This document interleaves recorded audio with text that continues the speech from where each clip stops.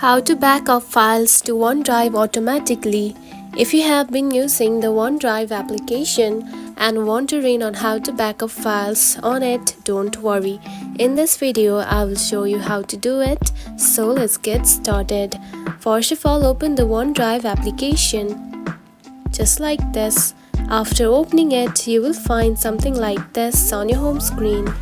Then tap your profile icon or the Me icon at the top left corner right here. Select it.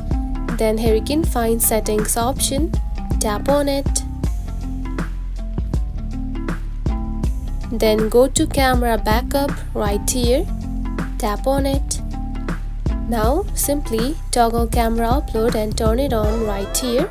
Tap on it. Now wait for backup to start. Your photos and videos will automatically upload to your OneDrive camera roll folder whenever connected as per your settings. And that's it. This is how you can back up files to OneDrive automatically. It is a very easy process, right? If you found this video helpful, don't forget to like and subscribe for more tips. Thanks for watching.